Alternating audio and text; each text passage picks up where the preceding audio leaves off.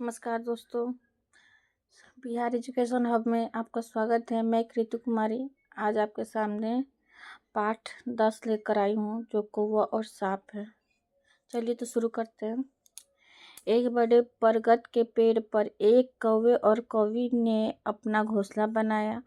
वे अपने अपने बाल बच्चों के साथ उस घोंसले में रहने लगी। एक दिन एक बूढ़े काले सांप ने भी उस बरगद के नीचे अपना बिल बना लिया और उसमें रहने लगा। काले सांप का इतना निकट रहना कौवा कौवी को जरा भी नहीं भाया, पर वे कर भी क्या सकते थे। कौवी ने अंडे दिए। कुछ दिनों बाद अंडों में से बच्चे निकले। कौवा और कौवी बड़े प्यार से अपने बच्चों को पालने लगे। एक दिन कौवा और कौवी बच्चों के लिए खाना लाने गए हुए थे। काले सांप पेड़ पर चढ़ गया। उसने उनके बच्चों को मार कर खा लिया। कौवा और कौवी जब लौटे और बच्चों को नहीं पाया तो बहुत दुखी हुए। उन्होंने सारे जानवरों और चिड़ियों से पूछा, लेकिन कोई भी नहीं बता सका कि बच्चे कहाँ गायब हो गए। दोनों खूब रोए। फिर दोनों ने तय किया, अगली बार बच्चों को अकेला नहीं छोड़ेंगे।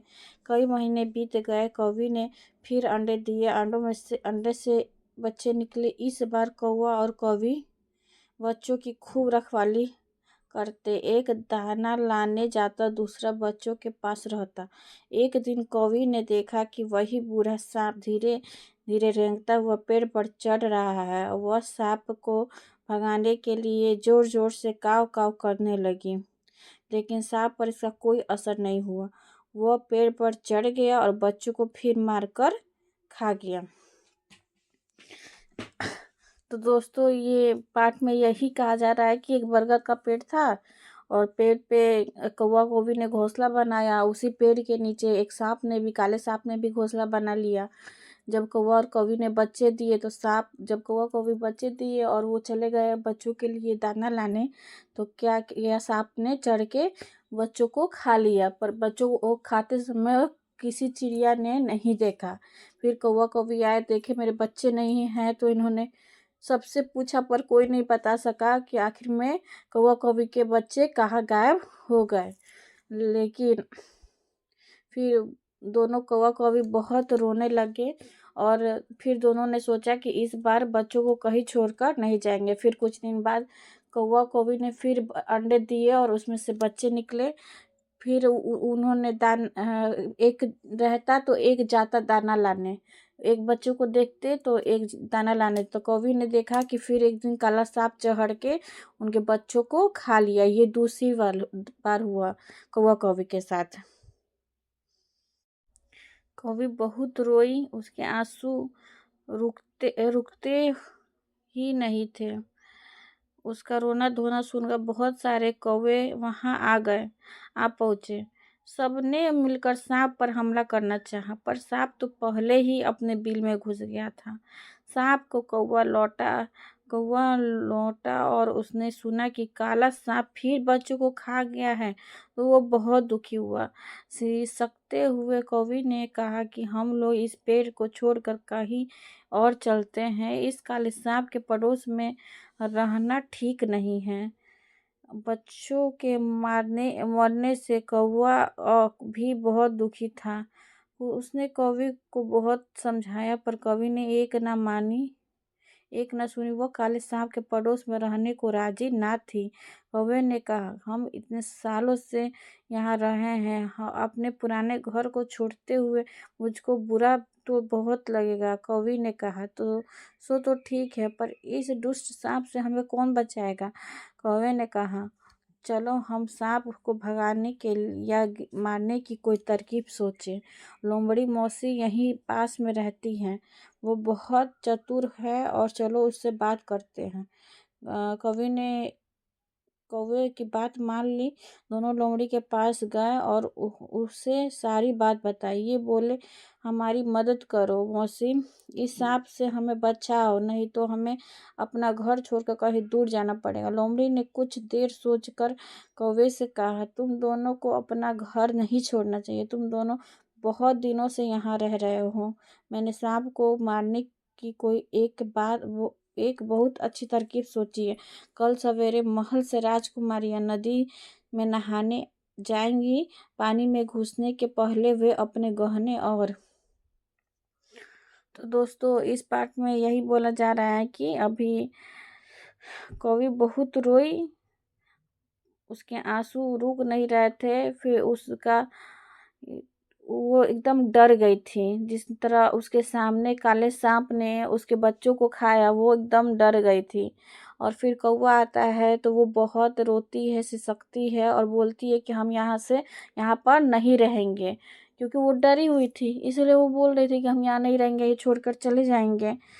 तो ऊपर कौवा इस बात को मान नहीं रहा था कि इस जगह पे हम लोग इतने दिन से रह रहे हैं, कैसे छोड़कर चले जाए।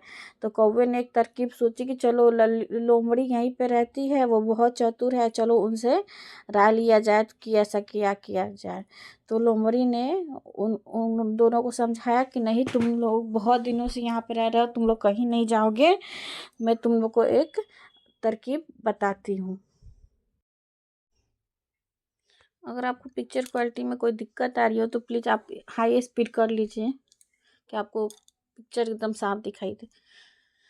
कपड़े उतार कर किनारे पर रख देंगी। उनकी रखवाली करने के लिए उनके साथ नौकर चाकर भी होंगे। तुम दोनों पहले देख आना कि वे गहने कहाँ रखती हैं।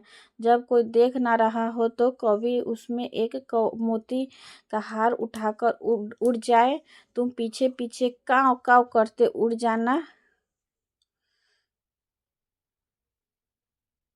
कवि ने उसमें एक से एक मोती उठाकर तो काव का खूब जोर से शोर मचाना, जिससे कि नौकर चाकर उसे हार लेकर उड़ते हुए देख ले।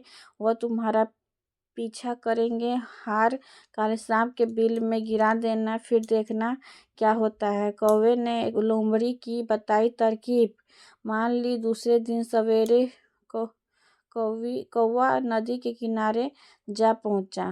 थोड़ी देर में राजकुमारियां वहां आई। उनके साथ नौकरानियां भी थी। राजकुमारियों ने अपने गहने कपड़े उतार कर किनारे पर रख दिए और नहाने के लिए नदी में उतर गई। कौवा और कवि देख रहे थे। गहने में मोतियों का एक हार भी था। कवि झटपट चोंच में हार को दबाई और उड़ गई। कौवा काय काय काव करता हुआ कौवा भी उसके पीछे उड़ चला। नौकरों ने कवि को हार उठाते देख लिया। उन्होंने शोर मचाया और उनके पीछे भागे। कवि ने सांप के बिल में हार गिरा दिया और उड़ गई। नौकरों ने सांप के बिल में हार को गिरते देख लिया। वे डंडों से बिल में से हार निकालने लगे। सांप को यह छेड़छाड़ अच्छी नहीं लगी। तो क्या हुआ दोस्तों, जैसे लोमड़ी बताई थी वैसे ही क्या हुआ, राजकुमारी नहाने आई अपने नौकरों के साथ। उनके साथ नौकरानियां भी थी, सिपाही भी थे। तो जब नदी में वो उतरती हैं तो कौवा देख लेता है कि हाँ, कि कहाँ मोती का हार है। तो कवि क्या करती है, एक हार को उठा के, मोती वाले हार को उठा के उड़ जाती हैं और कौवा भी पीछे से काव काव करते उड़ता है। तभी सिपाही लोग उसके पीछे दौड़ जाते हैं। उसे बहुत गुस्सा आया। वह बिल के बाहर निकल आया और फन फैलाकर उन्हें डसने को लपका। नौकरों ने सांप को घेर लिया और भाले से बेध कर मार डाला। फिर वे हार लेकर चले गए। कौवा और कवि पेड़ पर से वह यह तमाशा देख रहे थे। उन्होंने जब देखा कि उनका दुश्मन काला सांप मार डाला गया है, तब उन्होंने चैन की सांस ली। कौवा और कवि अपने पुराने घर में सुख से रहने लगे और हमेशा लोमड़ी के गुण गाने लगे। तो यही होता है दोस्तों, जो अच्छे लोग होते हैं उनके साथ अच्छा ही होता है। जैसे कि बुद्धि और साहस से सब जंग जीता जा सकता है, उसी तरह इन्होंने भी क्या किया, अपने धैर्य से काम लिया और सूझबूझ के साथ सांप को मरवा डाला। ये विष्णु शर्मा द्वारा लिखी गई कहानी है, पंचतंत्र है। धन्यवाद दोस्तों।